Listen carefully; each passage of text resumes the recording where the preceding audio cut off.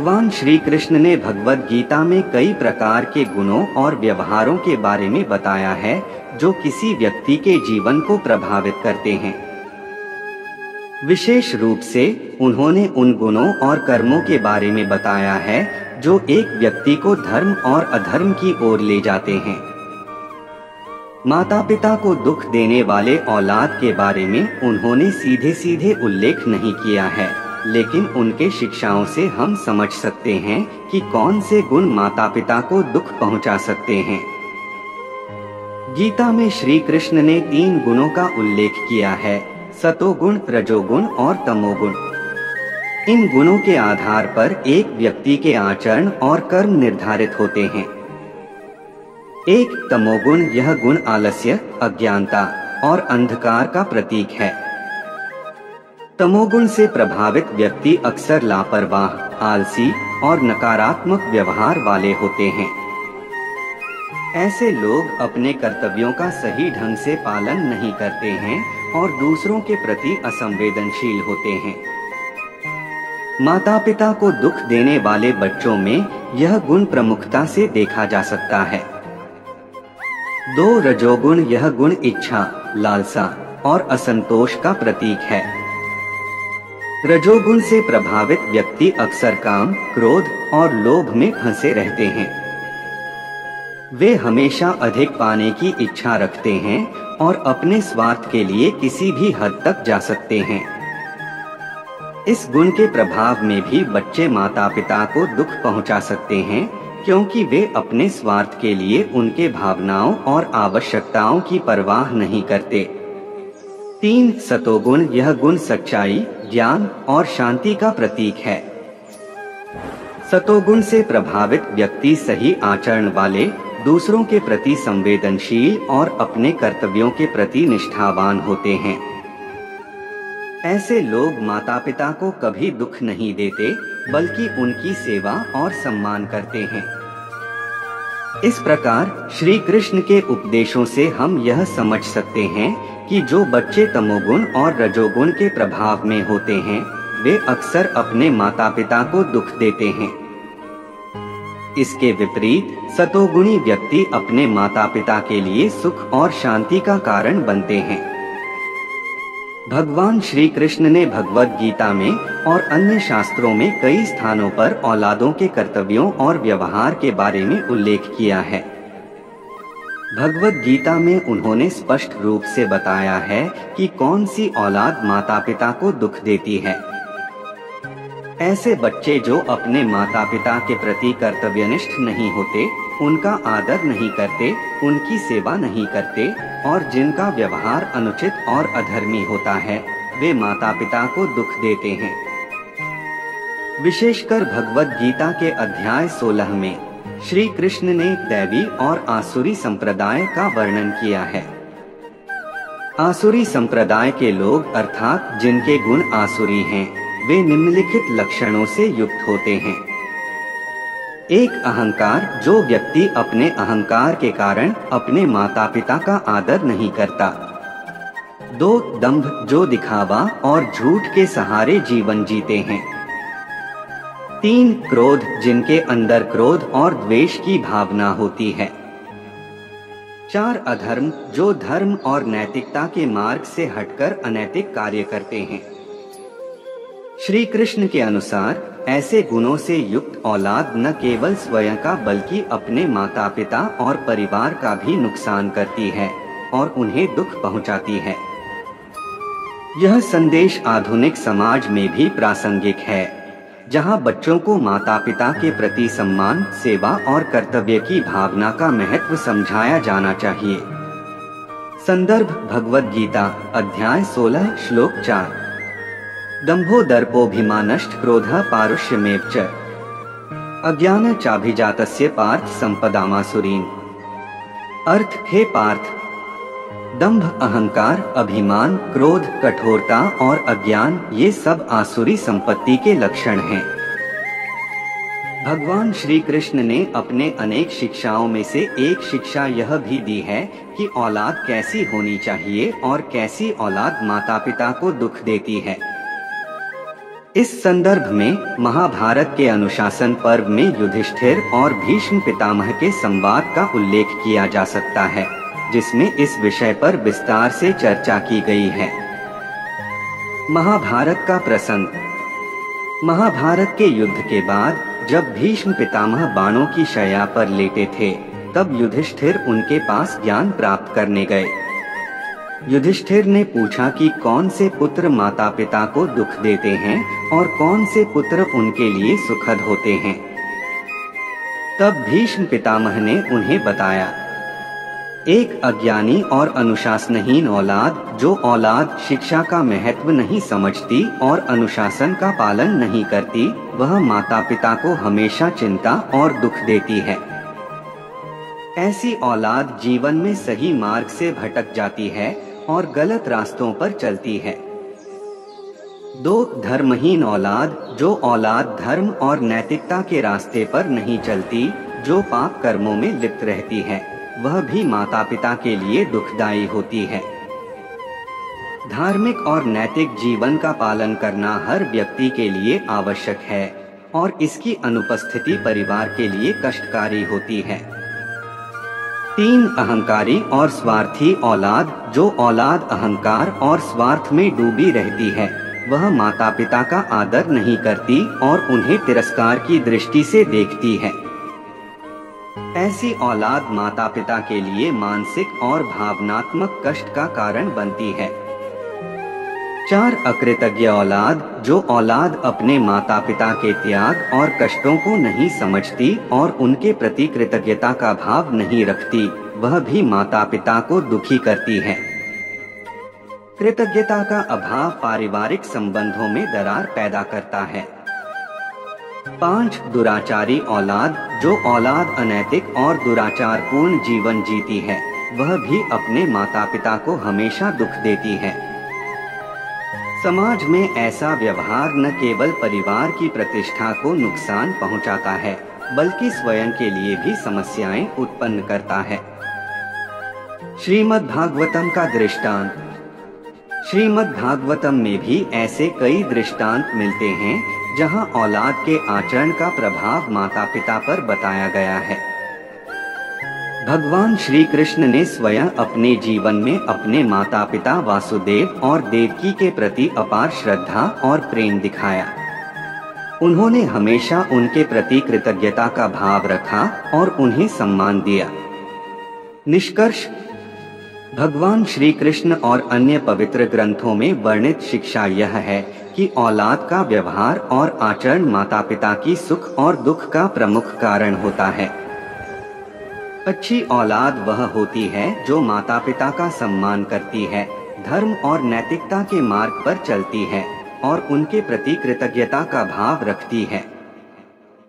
ऐसी औलाद न केवल अपने माता पिता के लिए बल्कि समाज और स्वयं के लिए भी सुखदायी होती है।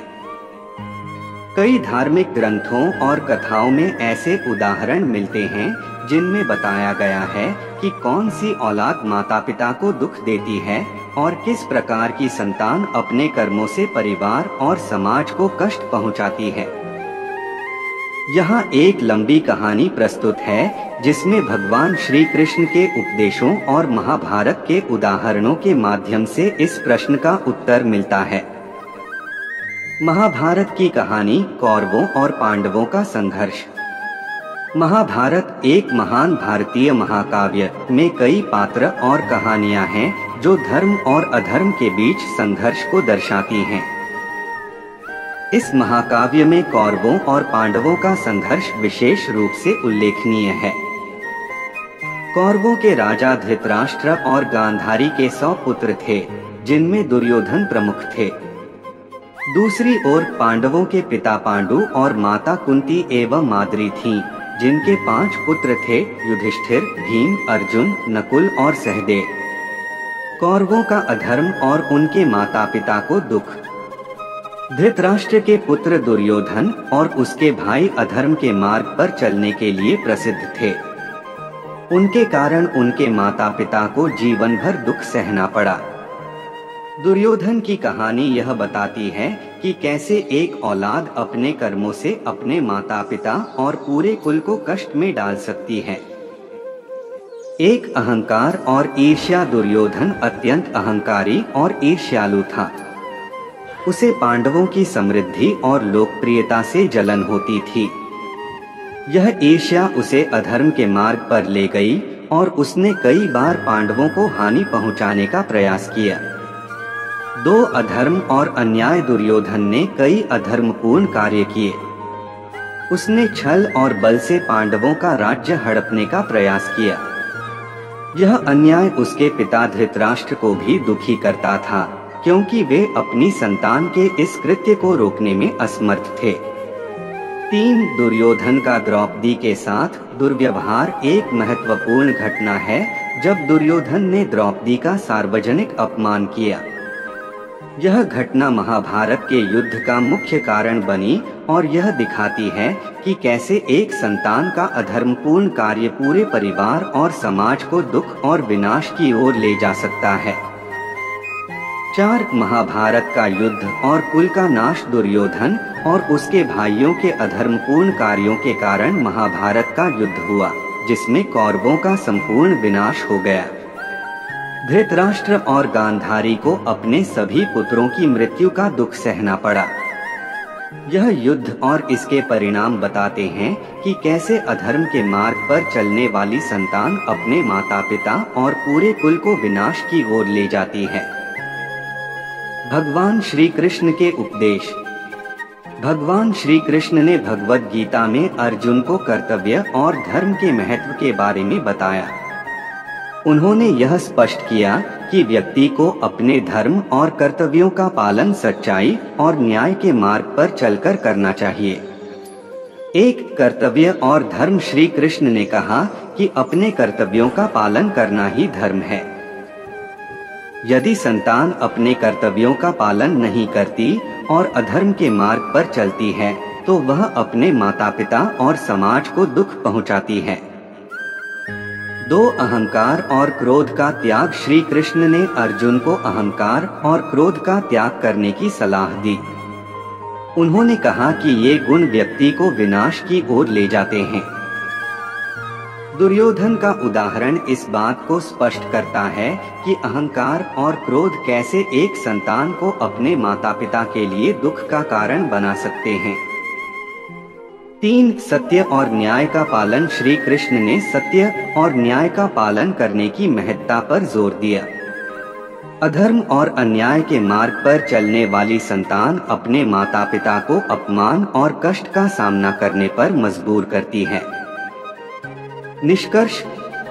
इस लंबी कथा से यह स्पष्ट होता है कि जो औलाद अहंकारी, ईर्ष्यालु, अधर्मी और अन्यायपूर्ण होती है, वह अपने माता पिता को दुख देती है।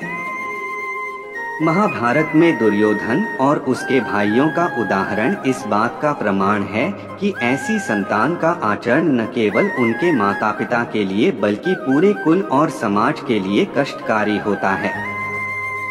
भगवान श्री कृष्ण के उपदेश हमें यह सिखाते हैं कि सत्य, न्याय, कर्तव्य और धर्म के मार्ग पर चलने वाली संतान ही अपने माता पिता के लिए सुख और गर्व का कारण बनती है। यह कहानी एक छोटे से गांव की है, जहां एक धार्मिक और सादगी से जीवन बिताने वाला दंपत्ति राम और सीता रहते थे। उनके 3 बच्चे थे, 2 बेटे रामू और श्यामू और 1 बेटी राधा। राम और सीता अपने बच्चों को सच्चाई, ईमानदारी और परोपकार की शिक्षा देते थे। रामू और राधा ने अपने माता पिता की शिक्षाओं को अपने जीवन में अपनाया और गांव में सभी का सम्मान अर्जित किया। रामू एक अध्यापक बन गया और गांव के बच्चों को शिक्षा देने लगा, जबकि राधा ने एक सामाजिक कार्यकर्ता के रूप में काम करना शुरू कर दिया। लेकिन श्यामू, जो सबसे छोटा था, गलत संगत में पड़ गया। उसने चोरी, झूठ और धोखाधड़ी जैसी गलत आदतें अपना ली। राम और सीता ने उसे सही मार्ग पर लाने की बहुत कोशिश की, लेकिन श्यामू ने उनकी एक न सुनी। उसकी हरकतों से राम और सीता का नाम बदनाम होने लगा और गांव के लोग उनका सम्मान करना बंद कर दिए। एक दिन श्यामू ने एक बड़ा अपराध कर दिया और पुलिस ने उसे गिरफ्तार कर लिया। राम और सीता के लिए यह सबसे बड़ा आघात था। वे श्यामू के बचाव में कुछ नहीं कर सके और उसे जेल भेज दिया गया। राम और सीता ने अपने जीवन में कभी भी हार नहीं मानी थी, लेकिन अब वे बहुत दुखी और हताश हो गए थे। उन्होंने गांव के मंदिर में जाकर भगवान से प्रार्थना की और अपने दोहक को भगवान के चरणों में समर्पित कर दिया। वहीं जेल में श्यामू को उसके कर्मों का एहसास हुआ। उसने देखा कि कैसे उसकी हरकतों ने उसके माता पिता को दुख पहुंचाया है। उसने अपने किए पर पछताया और भगवान से माफी मांगी। उसने निश्चय किया कि वह अपनी सजा पूरी करने के बाद एक नया जीवन शुरू करेगा और अपने माता पिता का सम्मान वापस लाएगा। श्यामू की सजा खत्म होने के बाद उसने जेल से बाहर निकलते ही सीधे मंदिर का रास्ता पकड़ा और अपने माता पिता से माफी मांगी। राम और सीता ने उसे गले लगाकर माफ कर दिया और उसे सच्चाई और ईमानदारी के रास्ते पर चलने की सलाह दी। श्यामू ने अपने जीवन को बदलने का प्रण लिया और ईमानदारी से काम करने लगा। धीरे धीरे उसने गांव वालों का विश्वास और सम्मान फिर से हासिल कर लिया। राम और सीता ने देखा कि उनके बेटे ने अपनी गलतियों से सीखा और एक अच्छा इंसान बन गया है। उन्होंने भगवान का धन्यवाद किया और अपने बेटे के सुधार से खुश हो गए। इस कहानी से यह सीख मिलती है कि माता पिता को अपने बच्चों को सही मार्ग दिखाने की कोशिश हमेशा करते रहना चाहिए और बच्चे को अपने गलतियों से सीखकर सही रास्ते पर आना चाहिए। इससे न केवल उनका जीवन सुधरेगा बल्कि उनके माता पिता का भी सम्मान बढ़ेगा। एक समय की बात है, एक छोटे से गांव में एक साधु महाराज रहते थे। उनका नाम स्वामी आनंद था। वह बहुत ही ज्ञानी और श्रद्धालु थे और लोगों को सच्चे मार्ग पर चलने की शिक्षा देते थे। एक दिन एक युवा माता पिता उनके पास आए, जिनका बेटा बहुत ही उद्दंड और अनुशासनहीन था। वह हमेशा अपने माता पिता का कहना नहीं मानता था और उन्हें बहुत दुख पहुंचाता था। माता पिता ने स्वामी आनंद से कहा, स्वामी जी, हमारा बेटा हमें बहुत दुख देता है। हम उसे सही मार्ग पर लाना चाहते हैं, लेकिन हम हर संभव प्रयास कर चुके हैं। कृपया हमारी सहायता करें। स्वामी आनंद ने उन्हें धैर्य रखने की सलाह दी और कहा, कल अपने बेटे को मेरे पास ला। अगले दिन माता पिता अपने बेटे को लेकर स्वामी आनंद के पास गए। स्वामी आनंद ने उस लड़के से कुछ प्रश्न पूछे, लेकिन लड़के ने कोई उत्तर नहीं दिया और उल्टा उनके सामने से उठकर चला गया। स्वामी आनंद ने माता पिता से कहा, आप दोनों कुछ दिन के लिए मेरे आश्रम में रहें और अपनी चिंताओं को मुझे सौंप दें। माता पिता ने स्वामी जी की बात मानी और उनके आश्रम में रहने लगे। स्वामी आनंद ने कुछ दिन उस लड़के को नहीं बुलाया। लड़का खुश था कि उसे कोई कुछ नहीं कह रहा। एक दिन स्वामी आनंद ने लड़के को अपने पास बुलाया और उसे एक कहानी सुनाई। एक समय की बात है, एक महान राजा था जिसका एक बेटा था। वह बेटा हमेशा अपने माता पिता की बात नहीं मानता था और अपने स्वार्थी विचारों में डूबा रहता था। एक दिन राजा ने उसे अपने पास बुलाया और कहा, बेटा, तुम्हारे इस आचरण से हमें बहुत दुख होता है। तुम जब भी हमारे साथ दुर्व्यवहार करते हो, हमारे हृदय में एक कांटा चुभ जाता है। बेटे ने राजा की बातों को अनसुना कर दिया। कुछ वर्षों बाद राजा बीमार हो गया और अपने अंतिम समय में उसने बेटे को बुलाया और कहा, बेटा, देखो मेरे हृदय में कितने कांटे चुभे हुए हैं। ये सब तुम्हारे बुरे आचरण और दुर्व्यवहार के कारण हैं। अब मैं इस शरीर को छोड़कर जा रहा हूँ, लेकिन मेरी आत्मा इन कांटों से मुक्त नहीं हो पाएगी। बेटा यह सुनकर बहुत दुखी हुआ और उसने प्रतिज्ञा की कि वह अपने आचरण को सुधारकर अपने पिता की आत्मा को शांति देगा। उसने अपने सारे गलत कर्मों को त्याग कर सच्चे मार्ग पर चलने का निश्चय किया। धीरे धीरे उसके अच्छे कर्मों के कारण राजा की आत्मा के कांटे निकल गए और उसे शांति प्राप्त हुई। स्वामी आनंद ने लड़के से कहा, तुम्हारे माता पिता भी उसी राजा की तरह हैं। उनके हृदय में भी तुम्हारे आचरण के कांटे चुभ रहे हैं। यदि तुम उन्हें सच्ची खुशी देना चाहते हो तो अपने आचरण को सुधारो और अच्छे कर्म करो। लड़के के मन पर स्वामी जी की कहानी का गहरा प्रभाव पड़ा। उसने अपने माता पिता से माफी मांगी और अपने आचरण को सुधारने का वचन दिया। धीरे धीरे लड़के ने अपने व्यवहार में बदलाव लाया और अपने माता पिता को सच्ची खुशी दी। इस कहानी से यह शिक्षा मिलती है कि बच्चों को अपने माता पिता का आदर करना चाहिए और उनके दुख का कारण नहीं बनना चाहिए। माता पिता का दिल बच्चों के लिए ही धड़कता है और उनके दुख से उनके दिल में कांटे चुभ जाते हैं। सच्ची भक्ति और प्रेम से ही इन कांटों को दूर किया जा सकता है। एक समय की बात है, एक गांव में एक बड़ा ही भक्तिमय और ध्यानी संत रहते थे। उनका नाम स्वामी रामदास था। स्वामी रामदास ने अपना जीवन मानवता की सेवा में समर्पित कर दिया था। उनके पास बहुत सारे शिष्य थे और लोग उन्हें बहुत ही प्रेम से पुकारते थे। एक दिन एक युवक संत के पास आया और उनसे बोला, गुरुदेव, मेरा मानना है कि मैं आत्मसमर्पण के माध्यम से भगवान को प्राप्त कर सकता हूँ। कृपया मुझे इस मार्ग में मार्गदर्शन करें। स्वामी रामदास ने उस युवक की सुनी और उन्होंने कहा, बेटा, यह सफर बहुत ही कठिन है और इसमें तपस्या और संयम की बहुत आवश्यकता होती है। लेकिन यदि तुम इसमें निष्ठा और धैर्य से प्रयत्न करोगे तो भगवान तुम्हें अवश्य प्राप्त होंगे। युवक ने संत के निर्देशों का पालन करते हुए अपने जीवन को आत्मसमर्पित कर दिया। वह रोजाना तपस्या और पूजा अर्चना में लगा रहता और भगवान की भक्ति में मग्न हो गया। कुछ समय बाद उसके माता पिता ने उससे मिलने के लिए आए। उन्होंने देखा कि उनका पुत्र अब संत के आश्रम में रह रहा है और दुनियावी जीवन को त्याग दिया है। माता पिता को यह सब देखकर बहुत ही चिंतित हो गए। उन्होंने संत से मिलकर कहा, आपकी कृपा से हमारा पुत्र अब ध्यान और तपस्या में लगा हुआ है, लेकिन हमें उसकी चिंता हो रही है। क्या वह इस संतान कोटि का त्याग करने के बाद भी हमें अच्छा बेटा बन सकता है?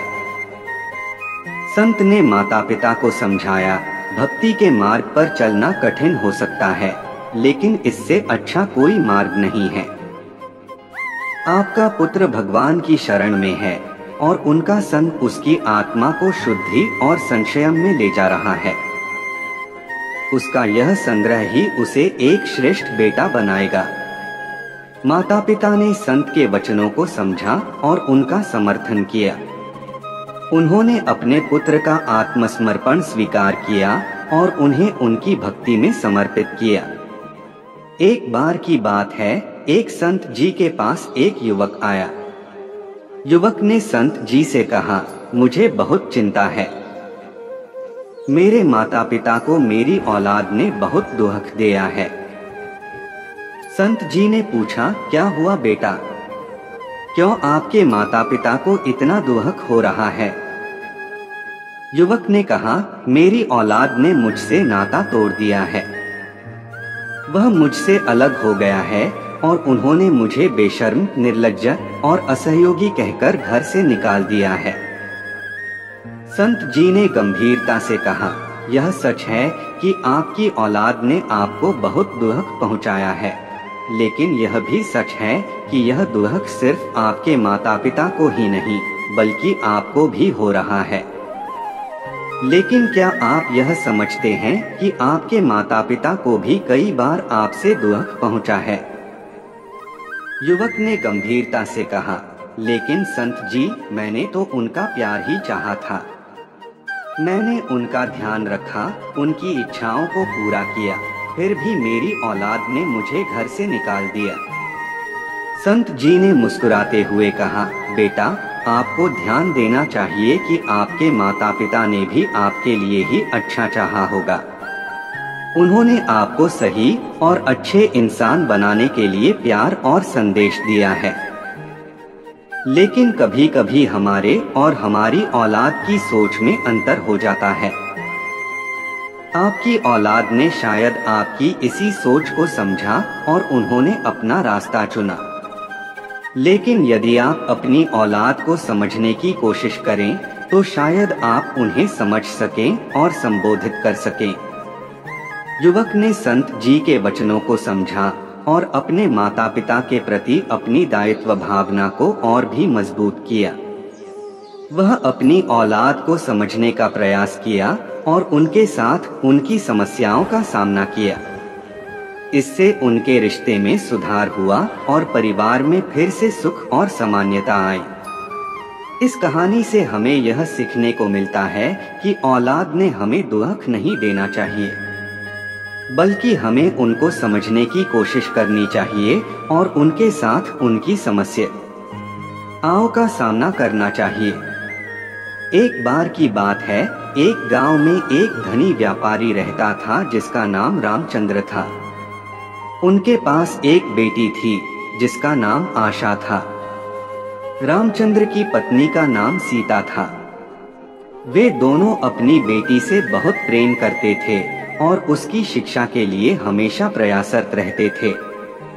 आशा बहुत ही सुंदर और बुद्धिमान थी, लेकिन उसकी विद्या में ध्यान देने की बजाय वह खेलने में अधिक रुचि रखती थी।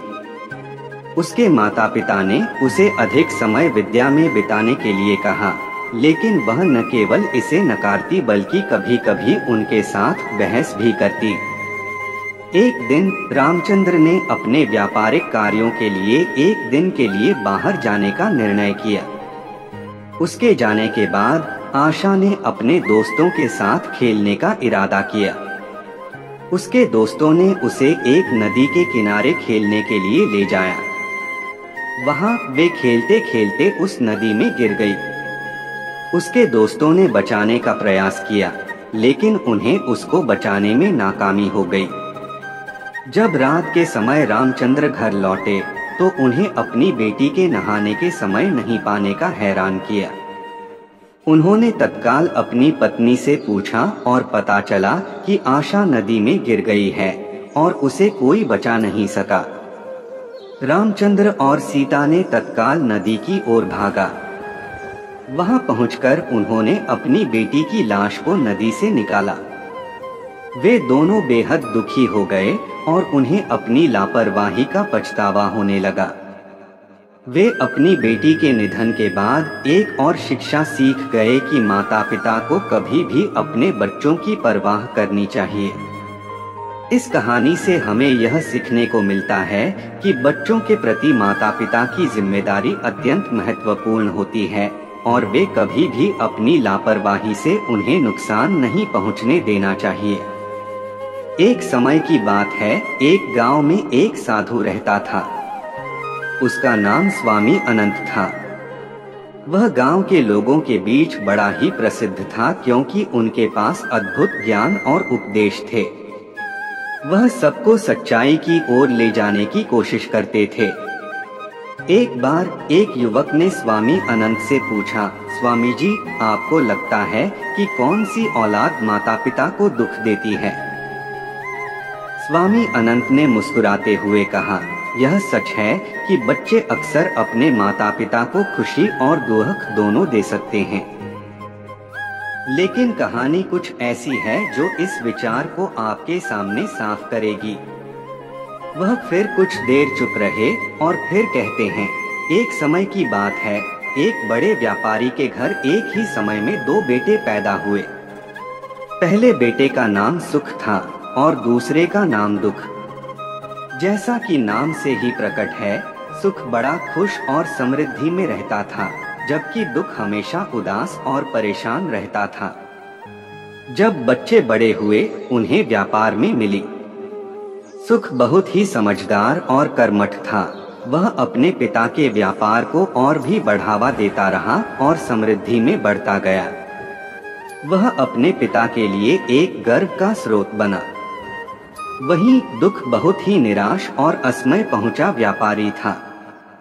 वह अपने काम में सफल नहीं हो पाया और उसके व्यवसाय में हानि हुई। उसके असफलता ने उसके पिता को बहुत दुखी किया। जब स्वामी अनंत इस कहानी को समाप्त करते हैं, उन्होंने कहा, यह कहानी हमें यह दिखाती है कि औलाद माता पिता को दुख या खुशी दे सकती है, लेकिन यह सिर्फ उनकी कर्मठता और संघर्ष के परिणाम पर निर्भर करता है। जिस बच्चे का चरित्र सच्चा और कर्मठ होता है, वह अपने माता पिता को हमेशा गर्वित करता है। एक समय की बात है, एक संत अपने शिष्यों को ध्यान देने के लिए बात कर रहे थे। एक शिष्य ने पूछा, गुरुदेव, क्या कोई ऐसी औलाद होती है जो माता पिता को दुख देती है? गुरुदेव ने उत्तर दिया, हाँ, ऐसी औलाद होती है जो धन की भावना से भरी होती है और माता पिता की सेवा नहीं करती। मूलभूत बात यह है कि जब हम अपने माता पिता की सेवा नहीं करते तो हम उन्हें दुख पहुंचाते हैं। एक बार गुरुदेव ने एक कहानी सुनाई। एक बूढ़े आदमी के पास 2 बेटे थे।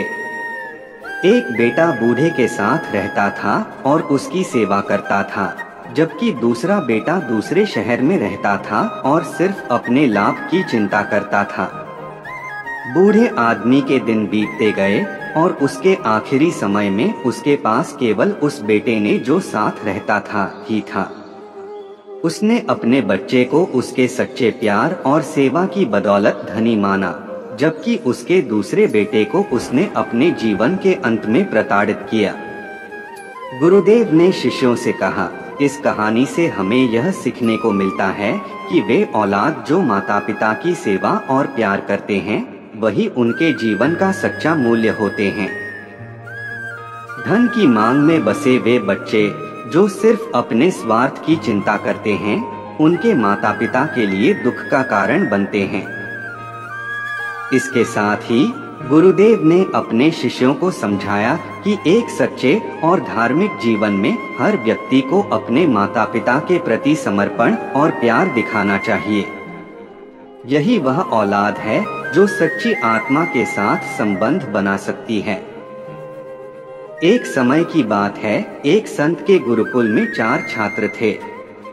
उनमें से 3 छात्र अपने गुरु की सीख को गहराई से समझते थे और उनकी शिक्षाओं का पालन करते थे, लेकिन चौथा छात्र अकेलापन में खोया रहता था।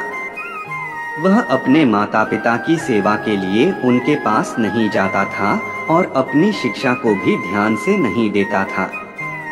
गुरुजी ने ध्यान दिया कि यह छात्र क्यों इतना उदास और अधिक चिंतित है। उन्होंने उसे अपने कमरे में बुलाया और पूछा, तुम्हें क्या परेशानी है बेटा? छात्र ने अपनी बात कही, गुरुजी, मैं अपने माता पिता की सेवा नहीं कर पा रहा हूँ। वे मुझसे बहुत नाराज हैं।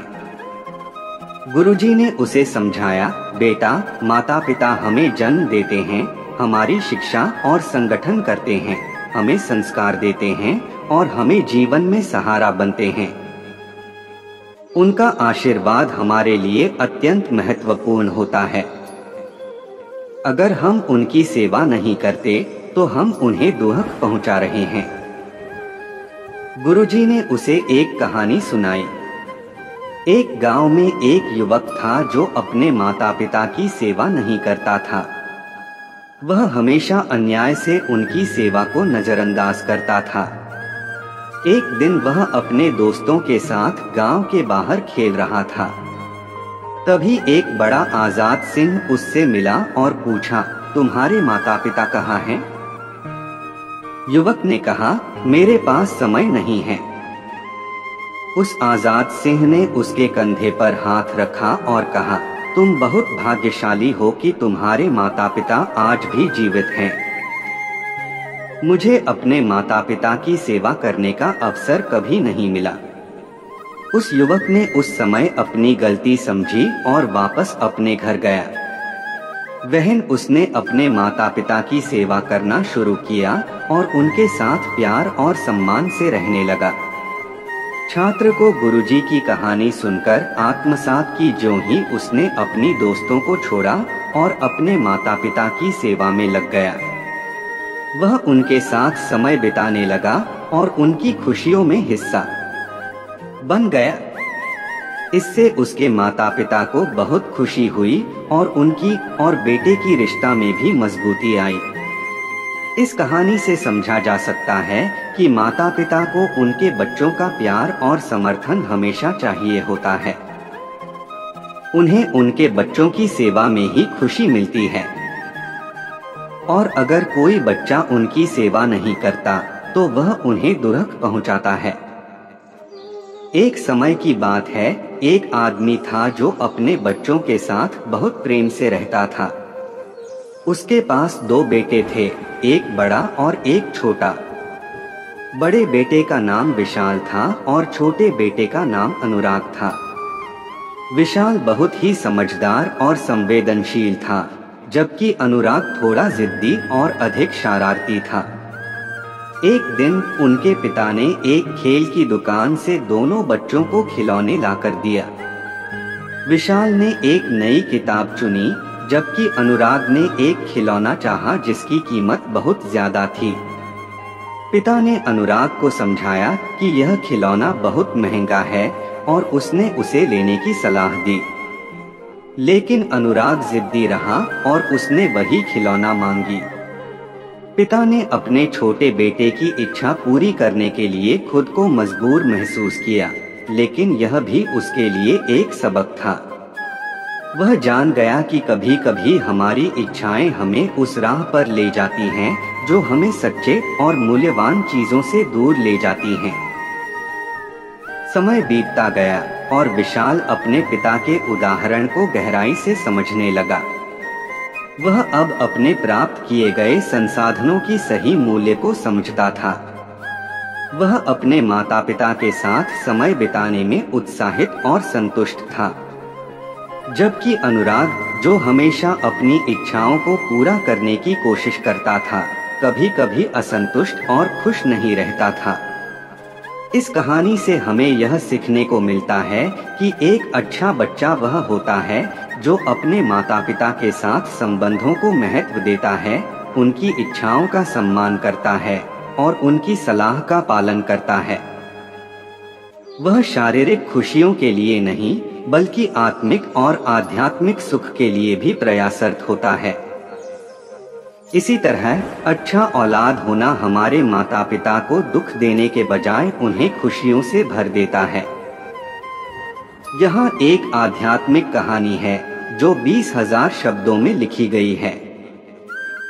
इस कहानी के माध्यम से हम देखेंगे कि कैसे औलाद माता पिता को दुख पहुंचा सकती है और कैसे एक उन्नत आध्यात्मिक अनुभव से इस समस्या का समाधान हो सकता है। आदित्य माता पिता का आशीर्वाद। एक समय की बात है, एक गांव में रामेश और सुमित्रा नामक युवा कपल रहता था। वे अपने आदित्य नामक बेटे के लिए हमेशा खुश थे। आदित्य एक प्रेरणास्पद, उत्साही और उज्ज्वल बच्चा था। उसके जीवन की चमक उसके माता पिता के लिए एक आशीर्वाद बन गई थी। आदित्य की बचपन की प्राथमिक शिक्षा काफी अच्छी थी। उसने अध्ययन में उत्कृष्टता का परिचय दिया। वह उच्च शिक्षा में भी उत्तीर्ण हुआ और एक अच्छे कंपनी में नौकरी पाई। रामेश और सुमित्रा गर्व से उनके बेटे की सफलता का आनंद लेते थे। वे उसे हमेशा समर्थन और प्रेरणा देते रहते थे। अंतर्निहित दुख, असमंजस। हालांकि जैसा कि समय बीतता गया, रामेश और सुमित्रा ने महसूस किया कि उनका बेटा कुछ अन्य हो गया है। उन्हें वह जो प्यार और संबंध दिखाता था वह कम होने लगा था। आदित्य कभी कभी घर पर ज्यादा समय नहीं बिताता और अपनी जिम्मेदारियों का ध्यान नहीं देता था। वह विशेष रूप से आध्यात्मिक संदेशों की ओर ध्यान नहीं देने लगा था जो उसे पहले दिखाई देते थे। रामेश और सुमित्रा को यह देखकर दुखी होता था।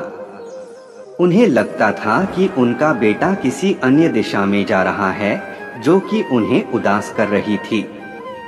वे चिंतित और चारवाहा महसूस करने लगे थे। सत्य का खोज, आध्यात्मिक अनुभव। रामेश के एक पुराने मित्र गोपाल उन्हें उनके अशांति के बारे में सुनकर चिंतित देखते हुए उन्हें आध्यात्मिक सलाह देने के लिए आया। रामेश गोपाल ने कहा, आपका बेटा बड़ा हो गया है, वह अपने रास्ते खोज रहा है, शायद उसकी जरूरत अब कुछ और है। रामेश ने गोपाल की बातों को गहराई से समझा। उन्होंने समझा कि वास्तव में उन्हें अपने बेटे को समझने की आवश्यकता है, उसकी आत्मा की अभिवृद्धि की ओर जाने की। वे आदित्य के साथ चर्चा करने के लिए बैठे और उससे उसकी आत्मिक खोज के बारे में बात की। धीरे धीरे आदित्य ने खुलासा किया कि उसकी आध्यात्मिक खोज की तलाश में वह अधिक समय बिताना चाहता है। रामेश और सुमित्रा ने उसके इस नई दिशा का समर्थन किया। उन्होंने समझा कि उनका बेटा उनके जीवन के इस नए पहलू के साथ खुश और संतुष्ट होगा। उत्तरदायित्व की पहली कड़ी, समर्थन और सहयोग। रामेश और सुमित्रा ने अपने बेटे के साथ साथ चलने का निर्णय किया। उन्होंने उसे अपने आध्यात्मिक यात्रा में समर्थन और सहयोग का वादा किया। उन्होंने उसे आशीर्वाद दिया कि वह अपनी स्वार्थ की खोज में सफल हो। आदित्य ने अपने माता पिता के साथ रखी गई इस अप्रत्याशित समर्थन की सराहना की। उसने अपने आध्यात्मिक यात्रा को आगे बढ़ाने का निर्णय किया। दूसरी कड़ी, आत्मज्ञान और संदेश। आदित्य की आध्यात्मिक यात्रा ने उसे वास्तविक आत्मज्ञान की ओर ले जाया। उसने एक गुरु का संदेश सुना और उसे अपने जीवन में लागू किया। वह समय समय पर ध्यान में खोया रहता था। उसने आध्यात्मिक संदेशों का अनुसरण किया और अपने जीवन को एक नया दिशा दी। उसने समझा कि सच्ची सुख और आनंद आत्मा के अंदर ही है, न कि बाहरी वस्तुओं में। आध्यात्मिक अंतःस्थल, आत्मसमर्थन। आदित्य की आत्मा में शांति, संतोष और समृद्धि की अद्वितीय अनुभूति हुई। उसकी आत्मज्ञान ने उसे अपने माता पिता, अपने दोस्तों और समाज के साथ भी अधिक संवेदनशील और उदार बना दिया। रामेश और सुमित्रा ने देखा कि उनका बेटा अब पूरी तरह से एक अलग व्यक्ति बन गया है। वह उनके जीवन का गर्व था और उन्हें अपनी आत्मा को खोजने के माध्यम से नई ऊंचाइयों को छू लिया था। समापन, सत्य की खोज। इस कहानी से हमें यह सीखने को मिलता है कि अक्सर बच्चे अपने आध्यात्मिक या आत्मिक अनुभव की ओर जा रहे होते हैं। माता पिता का काम है उन्हें समर्थन और मार्गदर्शन प्रदान करना। आदित्य की कहानी हमें यह भी दिखाती है कि समर्थन और सहयोग केवल जीवन की यात्रा को सरल और सफल नहीं बनाते हैं, बल्कि यह उसे एक उद्घाटना बना देते हैं जो सत्य की खोज का हिस्सा है। इस कहानी के माध्यम से हमें यह भी सीख मिलती है कि आध्यात्मिकता का मतलब है सिर्फ ध्यान और ध्यान नहीं है, बल्कि यह अपने अंतर्निहित सत्य को खोजने का प्रयास है और उसे अपने जीवन में लागू करना है। आध्यात्मिक यात्रा एक लंबा और अटल प्रक्रिया है, लेकिन जब हम इसे समझते हैं और अपनाते हैं तो हमारा जीवन सच्चे संतोष और आनंद से भर जाता है। अंत। रामेश और सुमित्रा की आदित्य के प्रति प्रेम और समर्थन ने उसे अपनी आध्यात्मिक यात्रा में सफलता प्राप्त करने के लिए बढ़ावा दिया। उसकी आत्मा में शांति, समृद्धि और संतोष की खोज उसे सच्चे खुशियों तक पहुंचा दी। एक लंबी कहानी बनाना शायद मेरे लिए थोड़ा मुश्किल होगा, लेकिन मैं प्रयास कर सकता हूँ। यह कहानी एक गहरे धार्मिक और मानवीय संदेश के साथ एक माता-पिता के दर्दनाक अनुभव को दर्शाती है। शीर्षक: परीक्षण का समय। एक समय की बात है, एक छोटे से गांव में एक प्रेरणादायक और धार्मिक परिवार रहता था। इस परिवार के माता-पिता का सपना था कि उनका बेटा वहां के सबसे ज्यादा प्रसिद्ध पंडित बने। उनके बेटे का नाम राम था। राम को बचपन से ही पढ़ाई का बहुत शौक था। उसने हमेशा से अपने माता पिता के आशीर्वाद में अच्छे अंक प्राप्त किए और उनकी आशाओं पर पूरा उतरने का प्रयास किया। लेकिन कभी-कभी जीवन की परीक्षाएं अत्यधिक कठिन होती हैं। एक दिन राम की परीक्षा का समय आया। उसके पिता ने उससे कहा, बेटा, यह परीक्षा तुम्हारे भविष्य को निर्धारित करेगी। इसमें तुम्हें सभी तरह की चुनौतियों का सामना करना होगा। लेकिन ध्यान रखो, अगर तुम ईमानदारी से काम करोगे और सच्चाई के मार्ग पर चलोगे तो जीत तुम्हारी होगी। राम ने अपने पिता के शब्दों को गहराई से समझा और परीक्षा के लिए तैयारी शुरू की। परीक्षा के दिन उसने अपने पिता के साथ बड़े ही उत्साह से प्राप्त की। लेकिन जैसे ही परीक्षा शुरू हुई, वह अचानक हिमालय की चोटी पर एक बड़ी चुनौती का सामना करने के लिए प्रश्न पाया।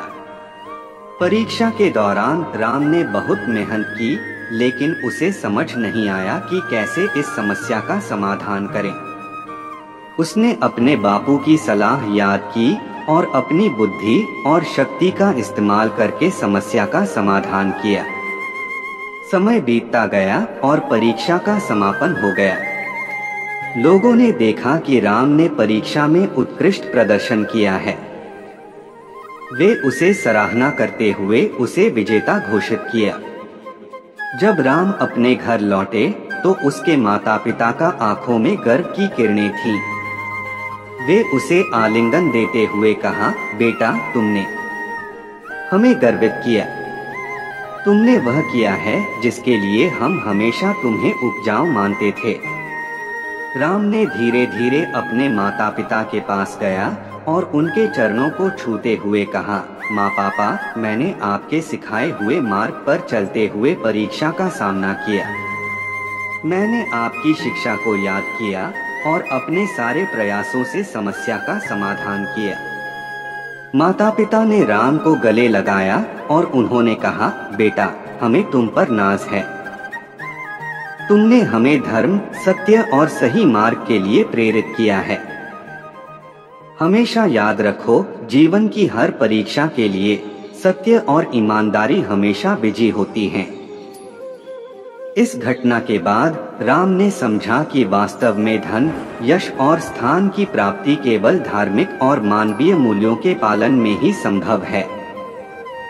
उसने यह सीखा कि असली सफलता उस व्यक्ति को मिलती है जो अपने माता पिता को खुश और गर्वित करता है।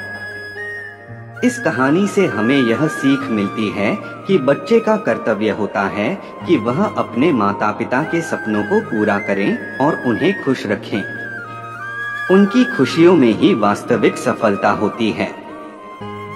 यहाँ इस कहानी का अंत है। कहानी को और बढ़ाने के लिए अधिक संघर्ष, समाधान और अद्भुत घटनाओं का वर्णन किया जा सकता है। एक आध्यात्मिक कहानी। अपने प्रेमी बच्चे की उत्पत्ति। बहुत समय पहले की बात है, एक समृद्ध गांव में एक सुखी और समृद्ध परिवार रहता था। इस परिवार में एक पति पत्नी थे जो बहुत ही प्रेम से जुड़े हुए थे और उनकी प्रार्थना थी कि उन्हें एक संतान की प्राप्ति हो। उन्होंने बहुत कोशिश की, परंतु कुछ समय बाद भी उन्हें आश्चर्य होता था कि उन्हें कोई संतान नहीं मिल रहा था। पति पत्नी ने अनेक बार धार्मिक तीर्थ यात्राओं पर जाकर भगवान से प्रार्थना की, परंतु उनकी संवेदनशीलता बदली नहीं। वे बार बार यह सोचते थे कि क्या उनकी कोई दोष था जो उन्हें एक संतान की सौगात नहीं मिल रही थी। एक दिन गांव के एक संत को उनका यही समस्या बताई गई। संत ने उन्हें समझाया कि प्रकृति में सब कुछ अपनी विशेषता से होता है और बच्चों की भी अपनी विशेषता होती है।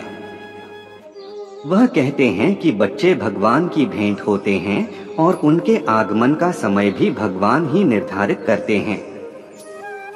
इस प्रेरणादायक वार्ता के बाद पति पत्नी ने अपनी धार्मिक श्रद्धा में आत्मविश्वास पाया। वे ने स्वीकार किया कि हर जीवन वास्तव में भगवान की कृपा होती है और उन्हें उनके प्रियतम के रूप में एक बच्चे के रूप में देने का समय आएगा। अपने प्रियतम बच्चे की प्राप्ति। वह दिन भी आया जब उन्हें एक प्रियतम बच्चा प्राप्त हुआ। पति पत्नी की खुशी का कोई सीमा नहीं था। उनका बच्चा उनके जीवन का आनंद बन गया और उनके घर को आनंद से भर दिया। जब वह बच्चा बड़ा हुआ तो वे उसे सभी धार्मिक और नैतिक मूल्यों के साथ पाले। उन्होंने उसे अच्छी शिक्षा दी और साथ ही उसे संस्कारी बनाने का प्रयास किया।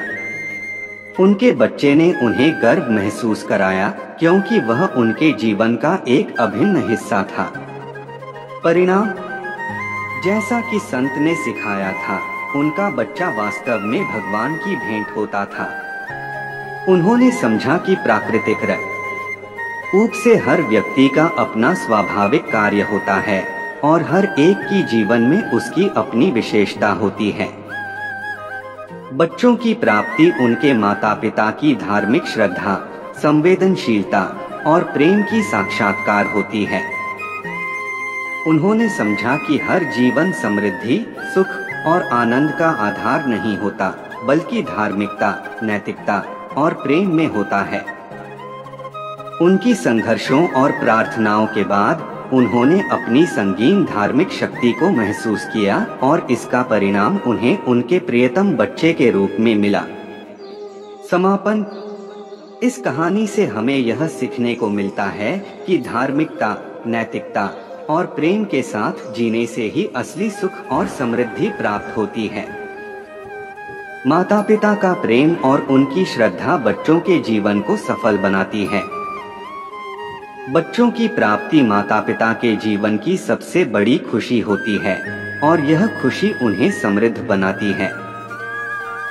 एक साधु था जो एक गांव में रहता था। उसका नाम स्वामी आनंद था। स्वामी आनंद का जीवन साधना, ध्यान और मानवता के लिए समर्पित था। उनकी तपस्या और उनके ज्ञान ने उन्हें गांव के लोगों की संपूर्ण समर्था और सम्मान प्राप्त करवा दिया था। एक दिन स्वामी आनंद को एक विशेष दिव्य दृष्टि प्राप्त हुई। वे एक छोटे से गांव में जा रहे थे जहां एक बड़ा संघर्ष चल रहा था। उन्हें एक युवा लड़के की दर्दभरी आवाज सुनाई दी। वे उस दिशा में चले गए और देखा कि वह लड़का अपने माता पिता के साथ झगड़ रहा था। लड़के का नाम रामू है। उनके माता पिता रामू को गांव के विकास के लिए पढ़ाई करने की प्रेरणा दे रहे थे, लेकिन रामू नहीं चाहता था कि वह पढ़ाई करे। उसे खेत में काम करने में रुचि थी। स्वामी आनंद ने देखा कि रामू के माता पिता बहुत ही चिंतित थे। उनका दिल दुखी था कि उनका बेटा उनकी सलाह को नहीं मान रहा था। स्वामी आनंद ने रामू के परिवार को साथ बुलाया और उनसे समझाया कि पढ़ाई का महत्व समझना जरूरी है। वे उन्हें ध्यान में लाने के लिए कहा और उन्हें मार्गदर्शन किया कि उन्हें कैसे उनके बेटे के साथ सही तरीके से बातचीत करनी चाहिए। धीरे धीरे रामू ने समझा कि पढ़ाई में उसका भविष्य है। उसने अपने माता पिता की सलाह मान ली और पढ़ाई में ध्यान देने लगा। समय बीतता गया और रामू ने अच्छे अंक प्राप्त किए।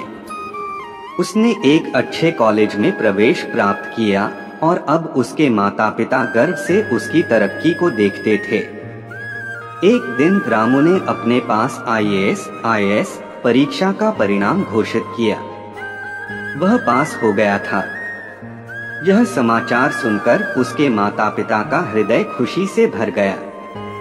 उन्होंने देखा कि उनके संघर्ष का परिणाम आखिरकार मीठे फल की तरह फलित हो गया था। इस कहानी से सीखने योग्य बात यह है कि माता पिता की सलाह को नकारने से हमें अक्सर नुकसान ही होता है। वे हमारे भले के लिए, हमें बेहतर दिशा में ले जाने के लिए हमें समझाते हैं। उनकी आशीर्वाद और सलाह हमें हमेशा सही राह दिखा सकती है। एक आदर्श और प्रेरणादायक कहानी लिखता हूँ जिसमें एक युवा बेटे की संदेह और माता पिता के दुख का विषय होगा। यह कहानी आध्यात्मिक और मानवीय मूल्यों पर आधारित होगी। औलाद, एक प्रेम कहानी। प्रस्तावना। वह समय था जब पृथ्वी पर जीवन शांत और सुखद था। एक छोटे से गांव में एक समृद्ध परिवार ने अपना आध्यात्मिक संजीवनी दिखाया। इस कहानी में हम उनके घर की दिलचस्प और गहरी कहानी को जानेंगे, जो एक आदर्श परिवार की सच्ची कहानी है। भाग 1, आरंभ। गांव में शिवम और साक्षी नामक एक समृद्ध जोड़े रहते थे। उनके पास एक सुंदर बेटा था जिसका नाम आर्यन था। आर्यन बहुत ही उत्तेजित और प्रेरित बच्चा था जिसका सपना था कि वह जगत को बदल दे। लेकिन जैसे ही वह वयस्क होता गया, उसके अंदर कुछ अनजाने खलबलियां आने लगी। भाग 2, आर्थिक चिंताएं। आर्यन ने अपने सपनों की दिशा में कई परिवर्तन किए, लेकिन कुछ भी सत्यापित नहीं हुआ। उसकी आर्थिक स्थिति भी कठिन हो गई और इससे उसकी चिंता और भी बढ़ गई। साक्षी और शिवम ने हमेशा उसे समझाने की कोशिश की, लेकिन वह अपने मन की आवाज को सुनता ही नहीं था। भाग 3, मानसिक संतुलन की कमी। आर्यन के मानसिक संतुलन में भी कमी आने लगी। वह अक्सर चिड़चिड़ापन और आक्रोश में रहता था। इससे साक्षी और शिवम को चिंता होने लगी कि क्या उनका बेटा सचमुच खुश है। भाग 4, आर्यन की खोज। एक दिन आर्यन ने एक संत के साथ बातचीत की। उस संत ने उसे आत्मानुशासन के महत्व के बारे में बताया और कहा कि सच्ची संतुष्टि केवल भगवान में ही मिलती है। यह सुनकर आर्यन की आत्मा में एक नई उमंग जागी। भाग 5, आत्मसमर्पण की प्राप्ति। धीरे धीरे आर्यन ने आत्मसमर्पण की दिशा में अपना कदम रखा। उसने अपने माता पिता के साथ प्यार और समर्थन का आभास किया। उसने अपने सपनों को पुनः जीने का फैसला किया और इस बार अपने आदर्शों के साथ स्थिर रहने का वायदा किया। भाग 6, समापन। आर्यन की यह प्रेरणादायक कहानी दिखाती है कि असली संतुष्टि और सफलता आत्मसमर्पण और परिश्रम में ही है। उसके पास सफलता का नया परिप्रेक्ष्य था, जो उसने अपने माता पिता की खुशी को देखते हुए प्राप्त किया। निष्कर्ष। इस कहानी से हमें यह सीखने को मिलता है कि वास्तविक सफलता उसे मिलती है जो आत्मसमर्पण, समर्थन और प्रेम के साथ अपने सपनों की प्राप्ति के लिए प्रयास करता है। बच्चों का कर्तव्य है कि वे अपने माता पिता के साथ प्यार और समर्थन का आभास करें और उनकी संतुष्टि के लिए प्रयास करें। यह एक धार्मिक लंबी कहानी है जो एक माता पिता के जीवन के साथ उनकी औलाद के संबंध को दिखाती है। औलाद। एक समय की बात है, एक गांव में एक व्यक्ति नामक राम और उसकी पत्नी सीता रहते थे। राम और सीता का एक ही सपना था, एक सुखी और समृद्ध जीवन अपने बच्चों के साथ। उनका प्रीतम पुत्र आर्यन कहलाता था। राम सीता के जीवन में आर्यन ही सब कुछ था। उनके लिए वह अमूल्य था। आर्यन एक अद्भुत बच्चा था। वह समझदार, नेक और परिपक्व था। उसने अपने माता पिता का हमेशा सम्मान किया और उनकी इच्छाओं को पूरा किया। राम और सीता के दिल में आर्यन के प्रति अनवरत प्रेम था। धर्म और शिक्षा। राम ने अपने बेटे को धार्मिक शिक्षा देने का बहुत ही महत्व दिया। वह उसे समाज के नियमों और मूल्यों का पालन करने की सीख देते रहते थे। आर्यन ने अपने माता पिता के उदाहरण को ध्यान में रखते हुए अपने जीवन को धार्मिक तथा नैतिक मूल्यों के साथ चलाया। वह न केवल अपने परिवार के साथ बल्कि गांव के लोगों के साथ भी उचित तरीके से बर्ताव किया। उसका यह स्वभाव उसे अपने माता पिता का गर्व बनाता था। परिवर्तन का सामना। लेकिन समय के साथ आर्यन की व्यवहार में बदलाव आने लगा। वह धीरे धीरे अधिक उदास और असंतुष्ट दिखने लगा। उसके व्यवहार में स्नेह और सम्मान की कमी महसूस होने लगी। यह राम और सीता को चिंतित करने लगा। राम और सीता ने अपने बेटे के इस बदलाव का कारण खोजने का प्रयास किया। वे उससे बात करने की कोशिश करते, लेकिन आर्यन ने किसी भी वजह से अपनी समस्या को साझा नहीं किया। एक दिन आर्यन के अचानक आवाज और आचरण में तेजी से बदलाव हुआ। राम और सीता ने उससे पूछा कि क्या बात है, लेकिन वह कुछ नहीं बोला। रहस्य का पर्दाफाश। कुछ दिनों बाद एक संध्या को राम ने अपने बेटे को खेलने के लिए ले जाने की कोशिश की। वे दोनों खेलते हुए थे जब अचानक आर्यन गिर पड़ा और अपने पिता के आंचल में रोने लगा। राम ने उसे संबोधित किया, बेटा क्या हुआ? तुम इतने उदास क्यों हो? आर्यन ने रोते हुए कहा, पापा मैंने आपको धोखा दिया है। राम ने हैरानी से कहा, क्या तुम मुझे सच्चाई बता सकते हो? आर्यन ने उनसे कहा, हाँ पापा, मैंने आपकी शिक्षा को भूल गया था। एक सबक। आर्यन ने बताया कि वह धीरे धीरे अपनी धार्मिक और नैतिक मूल्यों को भूल रहा था। उसने अपने माता पिता की उपेक्षा की, उनके आदर्शों को भूल गया और अब वह खुद को अधिकतम धन, शोहरत और सुख की खोज में था। राम और सीता ने अपने पुत्र की बातों को ध्यान से सुना और उसे समझाया कि जीवन की सच्ची खुशियां धन और शोहरत में नहीं है, बल्कि धार्मिकता और नैतिकता में है। पुनः संशोधन। आर्यन ने अपनी गलतियों को स्वीकार किया और अपने माता पिता से क्षमा मांगी। उसने वादा किया कि वह फिर से अपने आदर्शों और मूल्यों का पालन करेगा। राम और सीता ने उसे गले लगाया और उसे आशीर्वाद दिया। आर्यन की यह सीख न केवल उसके अपने जीवन में परिवर्तन लाई, बल्कि गांव के अन्य बच्चों में भी उसने धार्मिकता, नैतिकता और समाज सेवा का प्रेरणा स्थापित किया। समापन। इस कहानी से हमें यह सीखने को मिलता है कि एक बच्चे की सफलता और संपूर्ण विकास के लिए उसे धार्मिक और नैतिक मूल्यों का समर्थन मिलना बहुत महत्वपूर्ण है और माता-पिता की भूमिका इसमें अत्यंत महत्वपूर्ण होती है। वे अपने बच्चों को सही मार्ग दिखाने में सहायक होते हैं और उन्हें समाज के लिए उपयोगी नागरिक बनाने में मदद करते हैं।